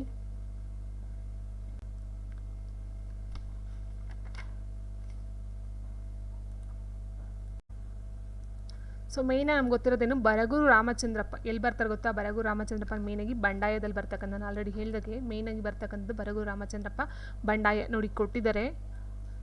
ಓಕೆ, ಸೊ ಅದಾದ ನಂತರ ಗೋವಿಂದ ಪೈ ಬರ್ತಕ್ಕಂಥದ್ದು ನವೋದಯದಲ್ಲಿ. ನಾನು ಹೇಳಿದಾಗ ಆಲ್ರೆಡಿ ಹೇಳಿದೆ, ಏನು ಗೋವಿಂದ ಪೈ ಆಗಿರ್ಬೋದು ಅಥವಾ ರಾಷ್ಟ್ರಕವಿ ಕುವೆಂಪುಗಳಾಗಿರ್ಬೋದು, ದ ರಾ ಬೇಂದ್ರೆ, ಮಾಸ್ತಿ ವೆಂಕಟೇಶ ಇವರೆಲ್ಲ ಮೇಯ್ನಾಗಿ ಬರ್ತಕ್ಕಂಥ ನವೋದಯದ ಆ ಒಂದು ಟೈಮಲ್ಲಿ. ಹಾಗಾಗಿ ಇಲ್ಲಿ ಆಪ್ಷನ್ 2. ಸೊ ಅದನ್ನು ಸಹ ಕೊಟ್ಟಿದ್ದಾರೆ ನೋಡಿ ಇಲ್ಲಿ. ಅದನ್ನು ಸಹ ಕೊಟ್ಟಿದ್ದಾರೆ. ಫಸ್ಟಿಗೆ ಬಂದು ನವೋದಯ ಅಂತ, ಅದಾದ ನಂತರ ಇನ್ನು ಕೊಟ್ಟಿರ್ತಕ್ಕಂಥ ಎರಡರಲ್ಲಿ ನೋಡ್ತಾ ಹೋದಾಗ HM ಚೆನ್ನಯ್ಯ ಬಂದು ನವ್ಯಕ್ಕೆ ಬರ್ತಾರೆ, ಕೋ ಚೆನ್ನಬಸಪ್ಪ ಬಂದು ಪ್ರಗತಿಶೀಲಕ್ಕೆ ಬರ್ತಕ್ಕಂಥದ್ದು. ನೆಕ್ಸ್ಟ್ ಊರಿಗೆ ಊರೇ ಕಣ್ಣೀರು ಸುರಿಸಿತು. ಈ ವಾಕ್ಯವು ಶಬ್ದ ಸ್ಥಿತಿಯ ಡ್ಯಾಶ್ ಸೂಚಿಸುತ್ತದೆ. ವಾಚ್ಯಾರ್ಥ, ಲಕ್ಷ್ಯಾರ್ಥ, ವ್ಯಂಗ್ಯಾರ್ಥ, ಸರಳ ರಗಳೆ ಅಂತ ಕೊಡ್ತದೆ. ಸೊ ರಗಳೆ ಬರೋದಿಲ್ಲ. ಊರಿಗೆ ಊರೇ ಕಣ್ಣೀರು ಸುರಿಸಿತು ಅಂತ ಹೇಳಿದಾಗ ವ್ಯಂಗ್ಯ ಬರುತ್ತಾ? ಸೊ ವ್ಯಂಗ್ಯ ಅಂದರೆ ಹಾಸ್ಯವನ್ನು ಮಾಡ್ತಕ್ಕಂಥದ್ದು. ಇಟ್ ಮೀನ್ಸ್ ಯಾರನ್ನೋ ಒಬ್ಬ ಹಾಸ್ಯವಾಗಿ, ಇಟ್ ಮೀನ್ಸ್ ತರಲೆಯಿಂದ ನಾವು ಮಾತಾಡಿಸ್ತಕ್ಕಂಥದ್ದು ನಾವು ಹಾಸ್ಯ ಅಂತ ಹೇಳ್ತೀವಿ. ಆದರೆ ಊರಿಗೆ ಊರೇ ಕಣ್ಣೀರು ಸುರಿಸಿತು ಅಂತ ಹೇಳಿದಾಗಲೇ ಲಕ್ಷ್ಯಾರ್ಥ ಬರುತ್ತೆ, ವ್ಯಂಗ್ಯಾರ್ಥ ಬರಲ್ಲ, ವಾಚ್ಯಾರ್ಥ ಬರಲ್ಲ. ವಾಚ್ಯಾರ್ಥ ಅಂದರೆ ಹೇಳ್ತಕ್ಕಂಥದ್ದು ಮಾತಿನ ರೂಪದಲ್ಲಿ ಹೇಳ್ತಕ್ಕಂಥದ್ದಾಗಿರುತ್ತೆ. ಲಕ್ಷ್ಯಾರ್ಥ ಅಂತ ಹೇಳಿದ್ರೆ ಇಟ್ ಮೀನ್ಸ್ ಅಲ್ಲಿ ಕರುಣೆ, ಅನುಕಂಪ ಬಂದು ಬರುತ್ತಲ್ಲ, ಅದನ್ನು ಲಕ್ಷ್ಯಾರ್ಥ ಅಂತ ಹೇಳ್ತೀವಿ. ಊರಿಗೆ ಊರೇ ಕಣ್ಣೀರು ಸುರಿಸಿತು ಬಂದು ಆಪ್ಷನ್ 2 ಲಕ್ಷ್ಯಾರ್ಥ. ಸೊ ಯಾರೋ ಸತ್ತೋದ್ರು ಅಥವಾ ಯಾರಿಗೋ ನೋವಾಯಿತು, ಸೊ ಆ ಒಂದು ಸಿಚುವೇಶನ್ಗೆ ತಕ್ಕಂತೆ ನಾವು ಇಟ್ ಮೀನ್ಸ್ ಭಾವನೆಗೆ ಸ್ಪಂದಿಸ್ತಕ್ಕಂಥದ್ದನ್ನ ನಾವು ಲಕ್ಷ್ಯಾರ್ಥ ಅಂತ ಹೇಳ್ತೀವಿ. ನೆಕ್ಸ್ಟು ನಮ್ಮ ಹಳೆಯ ಕವಿಗಳಿಗೆ ಸಂಬಂಧಿಸಿದಂತೆ ಯಾವ ಗುಂಪಿನ ಉತ್ತರ ಸರಿಯಾಗಿದೆ? ತುಂಬ ಒಂದು ಕ್ರಿಟಿಕಲ್ ಆದ ಕ್ವಶನ್ ಅಂತ ಹೇಳ್ಬೋದು. ತನ್ನ 2 ಕಾವ್ಯಗಳಲ್ಲಿ ವಿಶಿಷ್ಟ ಪ್ರೇಮದ ಕಥೆಗಳನ್ನು ಚಿತ್ರಿಸಿದ ಕವಿಯಾರು? ಕೃತಿ ಸತ್ವಕ್ಕಿಂತ ಹೆಚ್ಚಾಗಿ ಅದೃಷ್ಟದ ಬೆಂಬಲ ಪಡೆದ ಕವಿಯಾರು? ಅನುಕರಣೆ ಮಾಡಿಯೂ ಅದನ್ನು ಮೀರಿ ಸ್ವಪ್ರಜ್ಞತೆ ತೋರಿದ ಕವಿಯಾರು? ವ್ಯಾಸಮುನೀಂದ್ರ, ರುಂದ್ರ, ವಚನಾಮೃತ, ವಾರಧಿಯನ್ನು ಹೀಸಿದ ಕವಿಯಾರು? ಸೊ ನೋಡಿ ಯಾವ ರೀತಿ ಕ್ವಶನ್ಸ್ನ ಕೊಟ್ಟಿದ್ದಾರೆ. ಸೊ ಇದಕ್ಕೆ ಆನ್ಸರ್ ಅಂತ ಹೇಳಿದರೆ ಆಪ್ಷನ್ 2. ಸೊ ಫಸ್ಟ್ ಒಂದಕ್ಕೆ ಜನ್ನ ಬರ್ತಾನೆ, ಎರಡನೇದಕ್ಕೆ ಪೊನ್ನ ಬರ್ತಾನೆ, ಮೂರನೇದಕ್ಕೆ ರನ್ನ, ನಾಲ್ಕನೇದಕ್ಕೆ ಪಂಪ ಬರ್ತಕ್ಕಂಥದ್ದು. ಆ್ಯಂಡ್ ನೆಕ್ಸ್ಟು ಈ ಪ್ರಶ್ನೆ ಅದೇ ರೀತಿ ಇದೆ. ಇಲ್ಲಿ ಕೆಲವು ಕವಿಗಳಿದ್ದಾರೆ ಮತ್ತು ಅವರಿಗೆ ಸಂಬಂಧಪಟ್ಟಂಥ ಇಲ್ಲಿ ಸಾಲುಗಳನ್ನು ನೋಡ್ತಾ ಹೋಗಬೇಕಾಗುತ್ತೆ. ಮತ್ತು ಸಾಲು ಮತ್ತು ಅಲಂಕಾರಗಳನ್ನು ಕೊಟ್ಟಿದ್ದಾರೆ. ಉಪಮೆ, ಪಾಲುಪಮೆ, ಅರ್ಥಾಂತರನ್ಯಾಸ, ರೂಪಕ ಏನು ಅಲಂಕಾರವನ್ನು ಮಾಡಿದರು. ಸೊ ಯಾವ ಒಂದು ಕವಿಗಳು ಯಾವ ಅಲಂಕಾರದಲ್ಲಿ ಇಲ್ಲಿ ಕೊಟ್ಟಿರ್ತಕ್ಕಂಥ ಸಾಲುಗಳು ಸಹ ಅವ್ರದ್ದೇ ಆಗಿರಬೇಕು, ಅದು ಮೇನ್ ಇಂಪಾರ್ಟೆಂಟ್ ಆಗಿರುತ್ತೆ. ನೋಡಿ ಇಲ್ಲಿ ಕೊಟ್ಟಿರ್ತಕ್ಕಂಥದ್ದನ್ನು ನೋಡ್ತಾ ಹೋದಾಗ ಬಿರುಗಾಳಿ ಪೊಡೆಯಲಿಕ್ಕೆ ಕಂಪಿಸಿ ಫಲಿತ ಕದಾಳಿ ಅಂತಕ್ಕಂಥದ್ದು ಏನಿದೆಯೋ ಇದನ್ನು ಲಕ್ಷ್ಮೀಶ್ವರ ರಚನೆ ಮಾಡಿರ್ತಕ್ಕಂಥದ್ದು. ಉಪಮಾಲಂಕಾರದಲ್ಲಿ ಲಕ್ಷ್ಮೀಶ್ವರ ರಚನೆ ಮಾಡಿರ್ತಕ್ಕಂಥದ್ದು. ಇನ್ನು ಎರಡನೇದು ಹಳಿಪಿ ಪರವಧು ವನದೋಗತಿ, ಈ ಸಾಲುಗಳೇನಿದೆಯೋ ಇದು ಬಂದು ನಾಗಚಂದ್ರ. ಇದು ಯಾವ ಒಂದು ಅಲಂಕಾರ ಅಂತಂದರೆ ಪಾಲೋಪಮೆ, ಮಾಲೋಪಮೆ ಅಂತಕ್ಕಂಥ ಒಂದು ಅಲಂಕಾರ ಬರುತ್ತೆ. ಅದಾದ ನಂತರ ರಾಶಿಗೆ ಬಂದರಂಬದಂತೆ ಕೈ ನೀರೆರೆದ ಮದುವೆಯಂತೆ ಅಂತ ಕೊಟ್ಟಿದ್ದಾರಲ್ವಾ. ಸೊ ಇದು ಬಂದು ನಯಸೇನ, ನಿಮ್ಗೆ ಗೊತ್ತಿರ್ಬೋದು ನಯಸೇನ ಧರ್ಮಾಮೃತ. ಸೊ ಇದು ಬಂದು ಅರ್ಥಾಂತರ. ಓಕೆ. ಆ್ಯಂಡ್ ನೆಕ್ಸ್ಟು ಅನುಜ ಮತದೋಳ್ ವಿಸ್ತರಿಸಿ ಮೈ ಮನನ ಎತದೋಳ್ ಬಣ್ಣವಿಟ್ಟನು, ಇದು ಇದೆಯಲ್ಲ. ಸೊ ಇದು ಒಂದು ಕುಮಾರವ್ಯಾಸ, ಗದುಗಿನ ವೀರನಾರಾಯಣ ಕುಮಾರವ್ಯಾಸ ಏನಿದೆಯೋ ಸೊ ಇವರ ಒಂದು ರೂಪಕ ಅಲಂಕಾರದಲ್ಲಿ ಕುಮಾರವ್ಯಾಸ ರಚನೆ ಮಾಡಿರ್ತಕ್ಕಂಥ ಸಾಲುಗಳಾಗಿರುತ್ತೆ. ಸೊ ಈ ರೀತಿ ಕ್ವಶನ್ಸ್ಗಳಿದ್ದಾವೆ KPSC ಗ್ರೂಪ್ C. ನೆಕ್ಸ್ಟು ಪಂಪನ ಆದಿಪುರಾಣದಲ್ಲಿನ ಭರತ ಯುದ್ಧದಲ್ಲಿ ಬಾಹುಬಲಿಗೆ ಸೋಲುತ್ತಾನೆ. ಸಾಂಗತ್ಯದ ಸಾಮ್ರಾಟ ರತ್ನಾಕರ ವರ್ಣಿಯ ಭರತೇಶ ವೈಭವದ ಭರತ ಕೇಳಿದಾನೆ. ಸೊ ಯಾವ ರೀತಿ ಕ್ವಶನು ಅದು ಹಿಂಗೆ ಅರ್ಥ ಮಾಡ್ಕೊಂಡಿದ್ದಾರೋ, ಪಂಪನ ಆದಿಪುರಾಣದಲ್ಲಿನ ಭರತ ಯುದ್ಧದಲ್ಲಿ ಬಾಹುಬಲಿಗೆ ಸೋಲುತ್ತಾನೆ. ಸಾಂಗತ್ಯದ ಸಾಮ್ರಾಟ ರತ್ನಾಕರ ವರ್ಣಿಯ ಭರತೇಶ ವೈಭವದ ಭರತ ಯಾರು? ಬಾಹುಬಲಿಯನ್ನು ಯುದ್ಧದಲ್ಲಿ ಗೆಲ್ಲುತ್ತಾನೆ, ಬಾಹುಬಲಿಗೆ ಯುದ್ಧದಲ್ಲಿ ಸೋಲುತ್ತಾನೆ, ಯುದ್ಧವೇ ನಡೆಯದಂತೆ ಮಾಡುತ್ತಾನೆ, ಸನ್ಯಾಸಕ್ಕೆ ತೆರಳುತ್ತಾನೆ. ಏನಾಗುತ್ತೆ ಭರತೇಶ ವೈಭವದಲ್ಲಿ? ಯುದ್ಧವೇ ನಡೆಯದಂತೆ ಮಾಡುತ್ತಾನೆ. ಸೊ ಇದಕ್ಕೆ ನಿಮಗೆ ಕಾದಂಬರಿಗಳ ಬಗ್ಗೆ ಅಥವಾ ಮಹಾಕಾವ್ಯಗಳ ಬಗ್ಗೆ ನಿಮಗೆ ಇನ್ಫಾರ್ಮೇಷನ್ ಇರಬೇಕಾಗುತ್ತೆ. ನೆಕ್ಸ್ಟು ಚೀನಾದಿಂದ ಭಾರತಕ್ಕೆ ಬಂದಿದ್ದ UN ಸಾಂಗ್ ಪೂರ್ಣ ಭರವಸೆಯಿಂದ ಶೀಲಾದಿತ್ಯರಾಜನ ಸೇನೆಯ ಮುಖಂಡತ್ವವನ್ನು ವಹಿಸಿ ಅನ್ನು ಎದುರಿಸಿದ, ಆದರೆ ಗೆಲುವನ್ನು ಸಾಧಿಸಲು ವಿಫಲನಾದ ಎಂದಿದ್ದಾನೆ. ಕರ್ನಾಟಕದ ಯಾವ ರಾಜನ ಬಗ್ಗೆ ಈ ಮಾತುಗಳು ಹೇಳಲ್ಪಟ್ಟಿವೆ ಅಂತ ಕೇಳಿದ್ದಾರೆ. ಯಾವ ರಾಜ ಬರ್ತಾನೆ ಇಲ್ಲಿ? ಮುಮ್ಮಡಿ ಕೃಷ್ಣನ, ವಿಕ್ರಮಾದಿತ್ಯನ, ಹಿಮ್ಮಡಿ ಪುಲಿಕೇಶಿನ, ಇಮ್ಮಡಿ ಕೀರ್ತಿವರ್ಮನ? ಇಲ್ಲಿ ಬರ್ತಕ್ಕಂಥದ್ದು ಮೇಯ್ನಾಗಿ ಹಿಮ್ಮಡಿ ಪುಲಿಕೇಶಿ. ಆಪ್ಷನ್ 3 ಏನಿದೆಯೋ ಹಿಮ್ಮಡಿ ಪುಲಿಕೇಶಿ. ಆ್ಯಂಡ್ ನೆಕ್ಸ್ಟು ಮಾನವನ ಮನಸ್ಸು, ಹೃದಯ ಮತ್ತು ಕೌಶಲ ಉದಾತ್ತ ಧ್ಯೇಯ ಸಾಧನೆಗಾಗಿ ಒಂದಾಗಿ ಶ್ರಮಿಸಿರುವ ನಿದರ್ಶನವಿದೆಂದು ವಿದ್ವಾಂಸ ಪಾರ್ಸಿ ಬ್ರೌನ್ ಯಾವುದನ್ನು ಕುರಿತು ಹೀಗೆ ಹೇಳಿದ್ದಾನೆ? ಯಾವುದ್ರ ಬಗ್ಗೆ ಹೇಳಿದ್ದಾರೆ? ಮಾನವನ ಮನಸ್ಸು, ಹೃದಯ ಮತ್ತು ಕೌಶಲಗಳು ಉದಾತ್ತ ಧ್ಯೇಯ ಸಾಧನೆಗಾಗಿ ಒಂದಾಗಿ ಶ್ರಮಿಸಿರುವ ನಿದರ್ಶನವಿದು. ಯಾವುದು ನಿದರ್ಶನ ಅಂತ ಹೇಳಿದರೆ ಶ್ರವಣಬೆಳಗೊಳದ ಗೊಮ್ಮಟೇಶ್ವರನ, ಅಥವಾ ಬೇಲಿನ ಶಿಲಾಬಾಲಿಕೆನ, ಅಥವಾ ಹಂಪಿನ ಕಲ್ಲಿನ ರಥನ, ಅಥವಾ ಎಲ್ಲೋದ ಕೈಲಾಸನಾಥ ದೇವಾಲಯವನ್ನ ಅಂತ ಕೇಳಿದ್ದಾರೆ. ಸೊ ಇದಕ್ಕೆ ಆನ್ಸರ್ ಅಂತ ನೋಡ್ತಾ ಹೋದರೆ ನಾವು ಆಪ್ಷನ್ 4 ಎಲ್ಲೋರದ ಕೈಲಾಸನಾಥ ದೇವಾಲಯ. ಮತ್ತೊಂದು, ಅಮೆರಿಕದಲ್ಲಿ ಬೆಂಜಮಿನ್ ಫ್ರಾಂಕ್ಲಿನ್ನ ನೇತೃತ್ವದಲ್ಲಿ ರಚಿಸಿದ ಪ್ರಪಂಚ ಪ್ರಸಿದ್ಧವಾದ ಅಮೆರಿಕದ ಸ್ವಾತಂತ್ರ್ಯ ಘೋಷಣೆಯ ಪ್ರತಿಯನ್ನು ಅಪೇಕ್ಷಿಸಿ ಪಡೆದವರಲ್ಲಿ ಮೊದಲಿಗರು ಯಾರು? ಇಂಥ KPS ಇದು ಕನ್ನಡ ಪೇಪರು, ಕೇಳಿರೋದೆಲ್ಲ ಸೋಷಿಯಲ್ಗೆ ಸಂಬಂಧಪಟ್ಟಂತೆ. So answer Tipu Sultan, option 3. Next, ಬಸವಣ್ಣನ ಜೀವನ ಚರಿತ್ರೆಯನ್ನು ಮೊಟ್ಟ ಮೊದಲು ಬರೆದ ಕವಿ ಯಾರು? ಆ ಕೃತಿಯ ಹೆಸರೇನು ಅಂತ ಕೇಳಿದರೆ ಅದು ಬಂದು ಅಂದರೆ ಇಟ್ ಮೀನ್ಸ್ ಇಲ್ಲಿ ಬರೆದಿರ್ತಕ್ಕಂಥ ಬಸವ ಪುರಾಣ. ಸೊ ಇವೆಲ್ಲ ಬಸವಣ್ಣನ ಬಗ್ಗೆ ಚರಿತ್ರೆ ಬಗ್ಗೆ ಹೇಳಿದ್ರು ಸಹ ಮೊಟ್ಟ ಮೊದಲ ಬಾರಿಗೆ ಅವನನ್ನು ಹೊಗಳಿ ಬರೆದಂಥ ಕವಿ ಅಥವಾ ಅವ್ರ ಬಗ್ಗೆ ಹೇಳಿರ್ತಕ್ಕಂಥ ಕವಿ ಯಾರಂತಂದರೆ ಹರಿಹರ, ಬಸವರಾಜ ದೇವರ ರಗಳೆ ಬಂದು ಹರಿಹರ ಬರೆದಿರ್ತಕ್ಕಂಥದ್ದು ಇದಾಗಿರುತ್ತೆ. ನೆಕ್ಸ್ಟು, ಕನ್ನಡ ಕಾವಲು ಸಮಿತಿ ಯಾವ ಮುಖ್ಯಮಂತ್ರಿಯ ಕಾಲದಲ್ಲಿ ಅಸ್ತಿತ್ವಕ್ಕೆ ಬಂದಿತು? ಕನ್ನಡ ಕಾವಲು ಸಮಿತಿ ನೋಡಿ ಫ್ರೆಂಡ್ಸ್, ಕನ್ನಡ ಕಾವಲು ಸಮಿತಿ ಏನಿದೆಯೋ ಇದು ಜಾರಿಗೆ ಬರ್ತಕ್ಕಂಥದ್ದು ಯಾವಾಗ ಅಂತ ಹೇಳಿದ್ರೆ 10/2/1983. ಓಕೆ, 1983ರಲ್ಲಿ ಬಂದಿರತಕ್ಕಂಥದ್ದು. ಆವಾಗ ಇರ್ತಕ್ಕಂಥ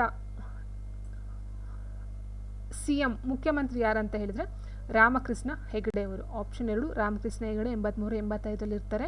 ಆ್ಯಂಡ್ ಇದಕ್ಕೆ ಇನ್ನೊಂದು ಪಾಯಿಂಟ್ ಏನಂತ ಹೇಳಿದರೆ ಕನ್ನಡ ಕಾವಲು ಸಮಿತಿಯ ಅಧ್ಯಕ್ಷರಾಗಿದ್ದವರು ಯಾರಂತ ಹೇಳಿದರೆ ಸಿದ್ದರಾಮಯ್ಯ. ವೆರಿ ಇಂಪಾರ್ಟೆಂಟ್, ಇದು ಸಹ ನೋಡ್ಕೊಳ್ಳಿ. ಕನ್ನಡ ಕಾವಲು ಸಮಿತಿಯ ಅಧ್ಯಕ್ಷರಾಗಿ ಸಿದ್ದರಾಮಯ್ಯ ಸಹ ಇದ್ದರು.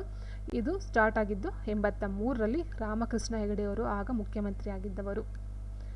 ಓಕೆ, ಆ್ಯಂಡ್ ನೆಕ್ಸ್ಟು, ನಳಚರಿತೆಯನ್ನು ಕನಕದಾಸನಿಗಿಂತ ಕನ್ನಡದಲ್ಲಿ ಮೊದಲು ರಚನೆ ಮಾಡಿರುವ ಮತ್ತೋರ್ವ ಕವಿ ಯಾರು? ಚೌಡರಸ, ಭೀಮಕವಿ, ಪದ್ಮಪ್ರಭ, ಯಶಶ್ಚಂದ್ರ. ಸೊ ನೋಡಿ, ಇಲ್ಲಿ ಚೌಡರಸ ಅಂತಕ್ಕಂಥ ಏನಿದ್ರು ಇವರು 2 ಕೃತಿಗಳನ್ನು ರಚನೆ ಮಾಡ್ತಾರೆ. ಅಭಿನವ ದಶಕುಮಾರ ಚರಿತೆ.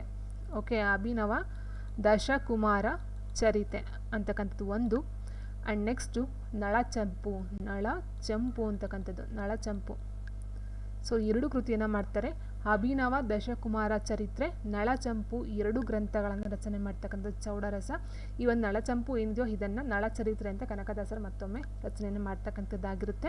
ಆ್ಯಂಡ್ ನೆಕ್ಸ್ಟ್ ಚೌಡರಸನಿಗೆ ಇದ್ದಂತಹ ಬಿರುದುಗಳು ಯಾವ್ದು ಅಂತ ಹೇಳಿದ್ರೆ ಕವಿತಾ ವಿಲಾಸ ಅಂತಕ್ಕಂಥದ್ದೊಂದಿರುತ್ತೆ. ಆ್ಯಂಡ್ ಇನ್ನೂ ಒಂದಿರುತ್ತೆ ಕವಿರಾಜ ಶೇಖರ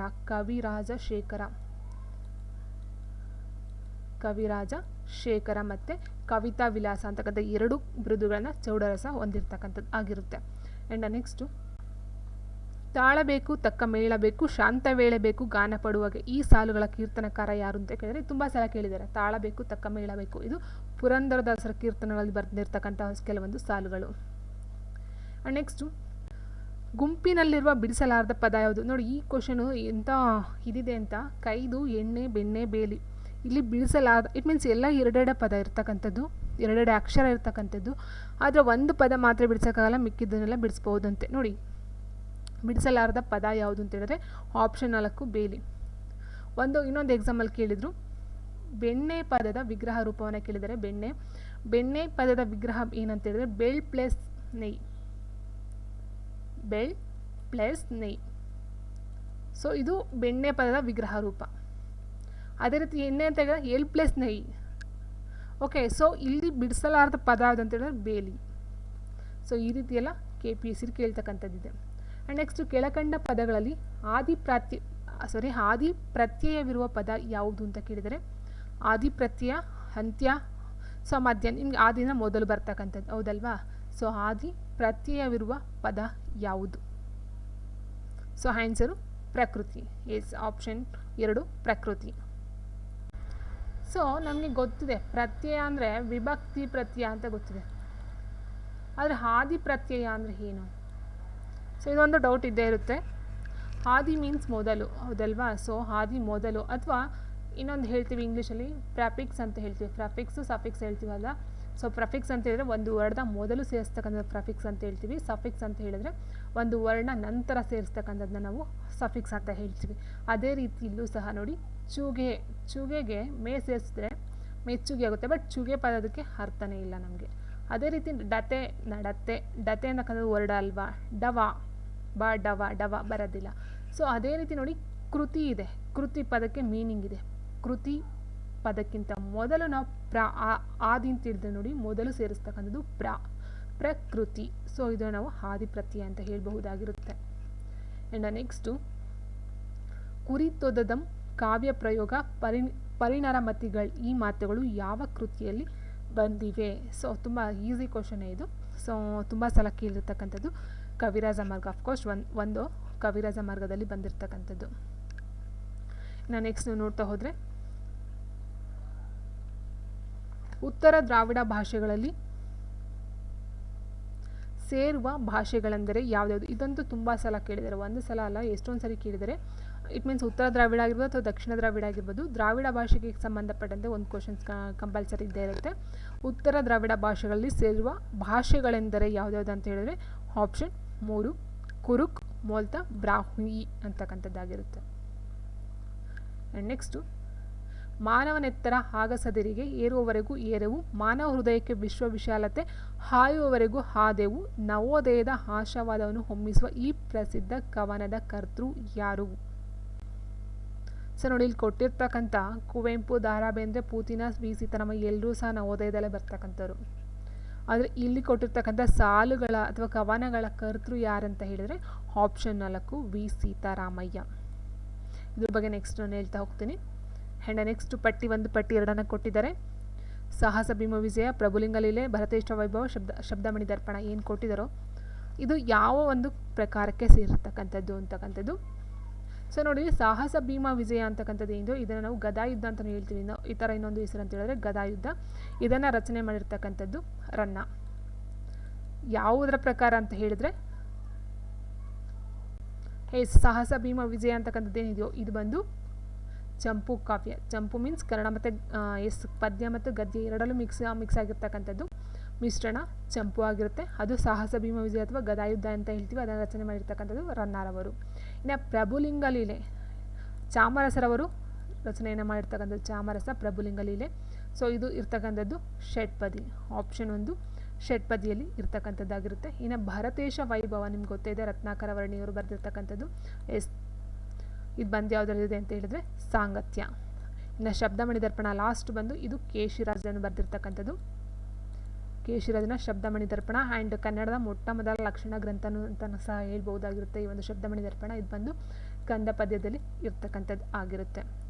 ಸೊ ಹಾಗಾಗಿ ಇಲ್ಲಿ ಆನ್ಸರ್ ಬಂದು ಆಪ್ಷನ್ 3. ಆ್ಯಂಡ್ ನೆಕ್ಸ್ಟು ಕರ್ನಾಟಕದಲ್ಲಿ ದೊರಕಿರುವ ಅಶೋಕನ ಶಾಸನಗಳ ದೊರಕಿರ್ತಕ್ಕಂಥ ಸ್ಥಳಗಳನ್ನು ಕೇಳಿದ್ದಾರೆ. ಸೊ ನೋಡಿ, ಇಲ್ಲಿ ಇದಕ್ಕೆ ಆನ್ಸರ್ ಅಂತ ಹೇಳಿದ್ರೆ ಆಪ್ಷನ್ 4 ಜತಿಂಗ, ರಾಮೇಶ್ವರ, ಮಾಸ್ಕಿ ಮತ್ತು ಬ್ರಹ್ಮಗಿರಿಯಲ್ಲಿ ಅಶೋಕನ ಶಾಸನಗಳು ಪತ್ತೆಯಾಗಿರ್ತಕ್ಕಂಥದ್ದು. ಅದೇ ಇಲ್ಲಿ ಕೊಟ್ಟಿರ್ತಕ್ಕಂಥದ್ದು ಪಟ್ಟದಕಲ್ಲು, ಮಾಸ್ತಿ, ತಾಳಗುಂದ ಅಂತ ಏನು ಕೊಟ್ಟಿದ್ದರು, ಮಾಸ್ಕಿಯಲ್ಲಿ ಬರ್ತಕ್ಕಂಥದ್ದು ಅಶೋಕನ ಶಾಸನ. ಆದರೆ ಪಟ್ಟದಕಲ್ಲು ತಾಳಗುಂದದಲ್ಲಿ ಕಂಡು ಬರೋದಿಲ್ಲ. ತಾಳಗುಂದ ಅಂತಕ್ಕಂಥದ್ದು ಏನಿದೆಯೋ ಇದು ಎಲ್ಲಿ ಕಂಡು ಬರುತ್ತೆ ಹಾಗಾದರೆ ಅಂತ ನೋಡ್ತಾ ಹೋದರೆ, ಸೊ ತಾಳಗುಂದ ಬಂದು ಇದೊಂದು ಸ್ತಂಭ ಶಾಸನ ಅಂತ ಹೇಳ್ತೀವಿ. ತಾಳಗುಂದ ಸ್ತಂಭ ಶಾಸನ 450 ಇದರಲ್ಲಿ ಕಂಡು ಬರ್ತಕ್ಕಂಥದ್ದು. ಕದಂಬರರ ಮೇಲೆ ಕಂಡು ಬರ್ತಕ್ಕಂಥದ್ದು ಕದಂಬರರು. ಸೊ ಮೇಯ್ನಾಗಿ ಕದಂಬ ಅಂತ ಹೇಳಿದಾಗ ನಮ್ಗೆ ಬರ್ತಕ್ಕಂಥದ್ದು ಯಾರು, ಮಯೂರ ಶರ್ಮ ಹೌದಲ್ವಾ. ಸೊ ಮಯೂರ ಶರ್ಮ ಮತ್ತು ಕಾಕುತ್ಸವರ್ಮ ಏನು ಬರ್ತಾರೋ, ಕಾಕುತ್ಸವರ್ಮ ಮತ್ತು ಮಯೂರ ವರ್ಮ, ಸೊ ಇವರ ಒಂದು ಗುಣಗಾನವನ್ನು ಮಾಡಿರ್ತಕ್ಕಂಥದ್ದು ಈ ಒಂದು ತಾಳಗುಂದ ಶಾಸನ. ಸೊ ಇದು ಅಶೋಕನ ಬಗ್ಗೆ ಬರೋದಿಲ್ಲ. ಇನ್ನು ಕೊಪ್ಪಳ, ಬಾದಾಮಿ, ಬೇಲೂರು ಅಂತ ಬಾದಾಮಿ ಅಂತ ತುಂಬ ಫೇಮಸ್. ಏನಕ್ಕೆ ಅಂತ ಹೇಳಿದ್ರು ಒಂದು ಕಪ್ಪೆ ಅರಭಟನ ಶಾಸನ ಅಂತ ಹೇಳ್ತೀವಿ. 7ನೇ ಶತಮಾನದಲ್ಲಿ ರಚನೆ ಆಗಿರ್ತಕ್ಕಂಥದ್ದು ಮೊಟ್ಟ ಮೊದಲ ತ್ರಿಪದಿ ಶಾಸನ. ಇದು ತ್ರಿಪದಿಯಲ್ಲಿ ರಚನೆ ಆಗಿರ್ತಕ್ಕಂಥ ಮೊಟ್ಟ ಮೊದಲ ಶಾಸನ ಯಾವುದು ಅಂತ ಹೇಳಿದ್ದು ಬಾದಾಮಿ ಶಾಸನ. ಅದರಲ್ಲಿ ಕಂಡು ಬರ್ತಕ್ಕಂಥದ್ದು ಮೇಯ್ನಾಗಿ ಕಪ್ಪೆ ಅರಭಟನ ಶಾಸನ ಅಂತಲೂ ಹೇಳ್ತೀವಿ. ಕಪ್ಪೆ ಅರಭಟನ ಪರಾಕ್ರಮದ ಬಗ್ಗೆ ಹೇಳಿರ್ತಕ್ಕಂಥದ್ದು ಬಾದಾಮಿ.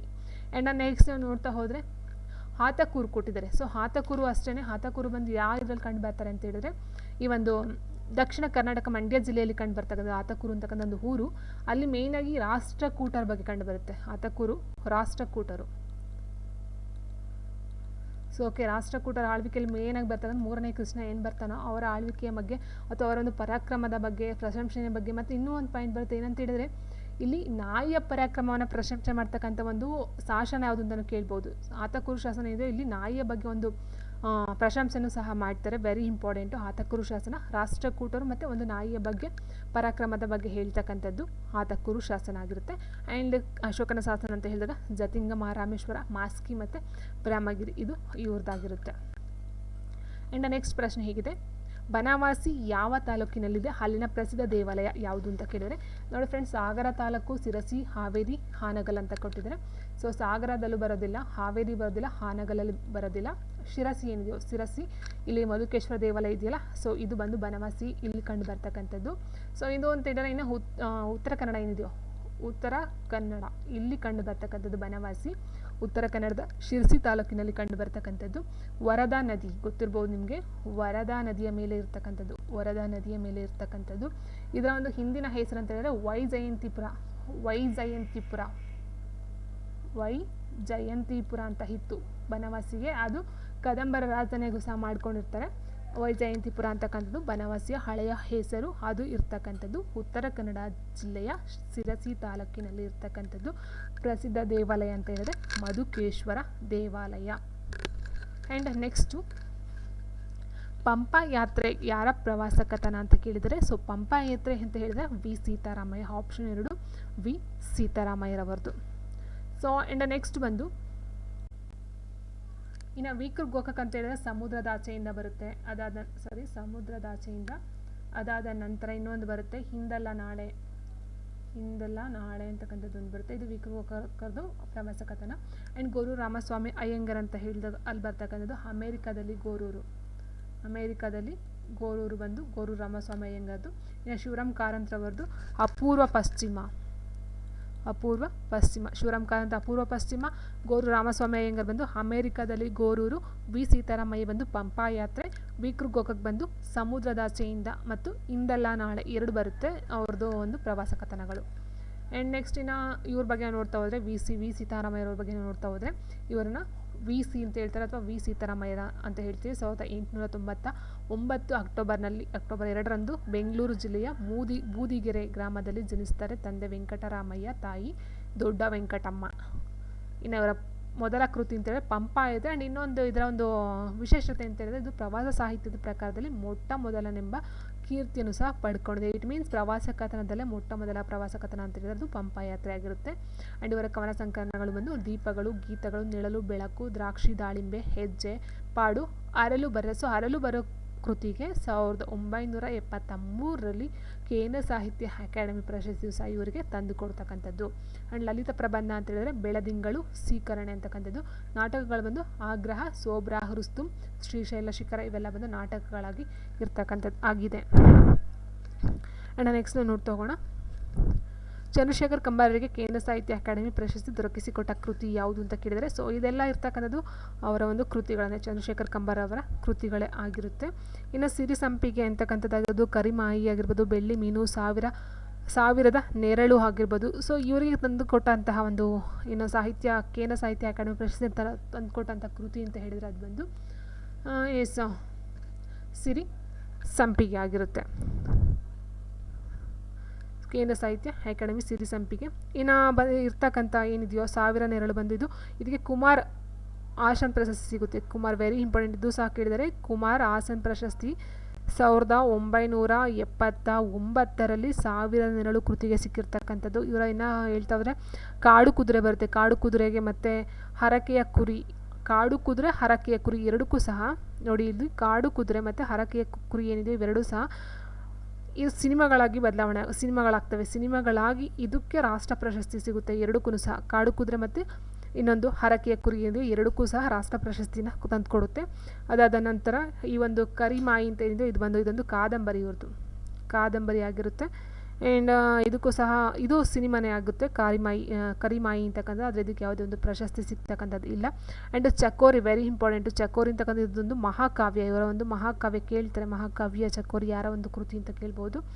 And next Jokumaraswamy very important. ಇವರ ಮತ್ತೊಂದು ಕೃತಿ ಅಂತ ಹೇಳಿದ್ರೆ ಅಥವಾ ಜೋಕುಮಾರಸ್ವಾಮಿ, ಅದಕ್ಕೆ ನಾಟ್ಯರಂಗ ಪ್ರಶಸ್ತಿನೂ ಸಹ ಸಿಗುತ್ತೆ. ಜೋಕುಮಾರಸ್ವಾಮಿ ವೆರಿ ಇಂಪಾರ್ಟೆಂಟ್, ಚಂದ್ರಶೇಖರ್ ಕಂಬಾರ್ ಅವರದ್ದು. ಇನ್ನು ಇವ್ರ ಬಗ್ಗೆ ಇನ್ಫಾರ್ಮೇಷನ್ ಬೇಕಂತ ಹೇಳ್ತಾ ಹೋದರೆ ನೋಡಿ, ಇವರ ಒಂದು ಜನನ ಬಂದು ಬೆಳಗಾವಿಯ ಹುಕ್ಕೇರಿ ತಾಲೂಕಿನ ಗೊಂಡಗೇರಿಯಲ್ಲಿ 1937 ಜನವರಿ 2ರಂದು ಜನನವನ್ನು ಮಾಡ್ತಾರೆ. ತಂದೆ ತಾಯಿ ಅಂತ ಹೇಳಿದ್ರೆ ಬಸವಣ್ಣಪ್ಪ ಮತ್ತು ಚೆನ್ನಮ್ಮ ಇವರ ತಂದೆ ತಾಯಿಗಳಾಗಿರ್ತಾರೆ. ಸೊ ಇವರ ಒಂದು ನಾಟಕಗಳು ಅಂತ ಹೇಳಿದ್ರೆ ಬೆಂಬತ್ತಿದ ಕಣ್ಣು, ಅಂಡ್ ಋಷ್ಯಶೃಂಗ, ಚಾಳೇಶ ಮತ್ತು ನಾರ್ಸಿಸಿಸು, ಜೋಕುಮಾರಸ್ವಾಮಿ ವೆರಿ ಇಂಪಾರ್ಟೆಂಟು. ಜೋಕುಮಾರಸ್ವಾಮಿ, ಸಂಗ್ಯಾ ಬಾಳ್ಯ, ಅನಬೇಕೋ ನಾಡೊಳಗೆ, ಕಿಟ್ಟಿಯ ಕತೆ, ಜಯಿಸಿದ ನಾಯಕ ಇವೆಲ್ಲ ನಾಟಕಗಳು. ಆ್ಯಂಡ್ ಆಲಿಬಾಬಾ, ಕಾಡು ಕುದುರೆ, ನಾಯಿಕತೆ, ಕರೋಕರ, ಭಾರತಾಂಬೆ, ಹರಕೆಯ ಕುರಿ, ಶಾಂಬಾ ಶಿವ. ಸೊ ಇವು ಅಷ್ಟೇ, ಇವೆಲ್ಲ ಇವ್ರು ಬರೆದಿರ್ತಕ್ಕಂಥದ್ದೇನೆ. ಆ್ಯಂಡು ಪ್ರಹಸನ, ಸರಿಸಂಪಿಗೆ, ಹುಲಿಯ ನೆರಳು, ಚಿಪ್ಪು ತಕ್ಕಡಿ, ಬೋಳಶಂಕರ, ಬೋಳಶಂಕರನ್ನು ಸಹ ಕೇಳಿದ್ದಾರೆ. ಪುಷ್ಪರಾಣಿ, ತುಕ್ರನ ಕನಸು, ಮಹಾಮಯಿ ಇವೆಲ್ಲ ಇವರ ನಾಟಕಗಳೇ. ಆ್ಯಂಡ್ ಕವನ ಅಂತ ಹೇಳಿದ್ರೆ ಮುಗುಳು, ಹೆಳತನ ಕೇಳ, ತಕರಾರಿನವರು, ಸಾವಿರದ ನೆರಳು, ಆಯ್ದ ಕವನಗಳು, ಬೆಳ್ಳಿ ಮೀನು, ಈವರೆಗಿನ ಹೇಳತನ ಕೇಳ, ಸಮಗ್ರ ಕಾವ್ಯ, ಹಕ್ಕಕ್ಕೂ ಹಾಡುಗೋಳು ಇವೆಲ್ಲ ಕವನಗಳಾಗಿರುತ್ತೆ. Very important. ಮಹಾಕಾವ್ಯ, ಚಕೋರಿ ಅಂತಕ್ಕಂಥ ತುಂಬ ಇಂಪಾರ್ಟೆಂಟು. ಆ್ಯಂಡ್ ನೆಕ್ಸ್ಟು ಕಾದಂಬರಿ, ಕರಿಮಾಯಿ, ಜಿಕೆ ಮಾಸ್ತರ, ಪ್ರಣಯ ಪ್ರಸಂಗ, ಸಿಂಗಾರಮ್ಮತ ಅರಮನೆ ಇವೆಲ್ಲ ಕಾದಂಬರಿಗಳಾಗಿರುತ್ತೆ. ಸಂಶೋಧನೆ ಅಂತ ಹೇಳಿದಾಗ ಬಣ್ಣಸಿ, ಹಾಡವ್ವ, ಕನ್ನಡ ಬಳಗ, ಉತ್ತರ ಕರ್ನಾಟಕ ಜಾನಪದ ರಂಗಭೂಮಿ, ಬಯಲಾಟಗಳು, ಸಂಗ್ಯಾಬಾಳ್ಯ, ಲಕ್ಷಪತಿ ರಾಜನ ಕತೆ, ಮಾಡೋಣ ಲಿಂಗವೇ, ಬೇಡರ ಹುಡುಗ ಮತ್ತು ಗಿಳಿ, ಕಾಡಿಗೊಂದು ಸೇರು, ನಮ್ಮ ಜಾನಪದ, ವಿಶ್ವಕೋಶ ಇವೆಲ್ಲ ಸಂಶೋಧನೆಗಳಾಗಿರುತ್ತೆ. ಸೊ ಇವರು ಚಂದ್ರಶೇಖರ್ ಕಂಬಾರ್ ಅವರ ಒಂದು ಇನ್ಫಾರ್ಮೇಷನ್ ಅಂತ ಹೇಳ್ಬಹುದಾಗಿರುತ್ತೆ. ಸೊ ನೋಡಿ, ಇಷ್ಟು ಬಂದು ಈ ಒಂದು KPSC ಗ್ರೂಪ್ ಸಿ ಪ್ರಶ್ನೆ ಪತ್ರಿಕೆ ಇದಾಗುತ್ತೆ. ಸೊ ನೀವು ಈ ರೇಂಜ್ಗೆ ಪ್ರಿಪೇರನ್ನು ಆಗ್ತಕ್ಕಂಥದ್ದು ಒಳ್ಳೆಯದು. ಆ್ಯಂಡ್ ಇನ್ನು ಒನ್ ಮೋರ್ ಇನ್ಫಾರ್ಮೇಷನ್ ಅಂತ ಹೇಳಿದ್ರೆ, ನೀವು ಆದಷ್ಟು ಗ್ರಾಮರ್ ಬುಕ್ಗಳನ್ನ ರೆಫರ್ ಮಾಡೋದಕ್ಕಿಂತ ಹೆಚ್ಚಾಗಿ ನೀವು ಅದರ ಒಳಹೊಕ್ಕು ನೋಡಬೇಕಾಗುತ್ತೆ. ಏನಂತ ಹೇಳಿದ್ರೆ, ಒಂದು ಕೃತಿಗಳಿದ್ದಾವೆ ಅಂದರೆ ಕೃತಿನ ಒಳರ್ಥ ಏನು ಕೊಟ್ಟಿದ್ದಾರೋ, ಸೊ ಅದು ಯಾರಿಗೆ ಸಂಬಂಧಪಟ್ಟಂಥದ್ರ ವಿಷಯ ಏನಿದೆ ಅಂತಕ್ಕಂಥ ನೀವು ನೋಡಬೇಕಾಗುತ್ತೆ. ಮತ್ತು ಅದು ಕಾವ್ಯನ, ಮಹಾಕಾವ್ಯನ, ಖಂಡಕಾವ್ಯನ, ನಾಟಕನ ಈ ಥರ ಸಹ ನೋಡ್ತಾ ಹೋಗಬೇಕಾಗುತ್ತೆ. ಸೊ ಆಲ್ಮೋಸ್ಟ್ ನೀವು ಏನು ವಿಕಿಪೀಡಿಯಾ ಇದೆಯೋ ಸೊ ಅದರಲ್ಲಿ ನೀವು ಸರ್ಚ್ ಮಾಡೋದು ತುಂಬ ಬೆಟರು, ನನ್ನ ಒಂದು ಒಪಿನಿಯನ್. ಯಾಕಂದರೆ ಇತ್ತೀಚಿನ ಕ್ವಶನ್ಸ್ಗಳು ಅದು ಕನ್ನಡ ಆಗಿದ್ರೂ ಅಷ್ಟೇ, GK ಪೇಪರ್ ಆದರೂ ಅಷ್ಟೇ, ಮೊದಲೆಲ್ಲ ಸ್ವಲ್ಪ ಸಿಂಪಲ್ಲಾಗಿ ಕ್ವಶನ್ಸ್ನ ಒಂದು ಗ್ರಾಮರ್ಗೆ ಸಂಬಂಧಪಟ್ಟಂತೆ, ಒಂದು ಮೇನ್ ನೋಟಕ್ಕೆ ಸಂಬಂಧಪಟ್ಟಂತೆ ಕ್ವಶನ್ಸ್ಗಳನ್ನ ಕೊಡ್ತಾಯಿದ್ರು. ಬಟ್ ಇತ್ತೀಚಿನ ಪೇಪರ್ಗಳೆಲ್ಲ ಹೆಂಗೆ ಕೊಡ್ತಿದ್ದಾರೆ ಅಂತ ಹೇಳಿದ್ರೆ, ಅದರ ಒಳ ಹೊಕ್ಕು ಕ್ವಶನ್ಸ್ಗಳನ್ನ ಕೇಳ್ತಾರೆ, ಒಂದೊಂದು ಪದವನ್ನು ಹಿಡಿದು ಕ್ವಶನ್ಸ್ಗಳನ್ನ ಕೇಳ್ತಾ ಹೋಗ್ತಾರೆ. ಸೊ ತುಂಬಾ ಪ್ರಿಪೇರ್ ಆಗೋದು ಒಳ್ಳೆಯದಾಗಿರುತ್ತೆ.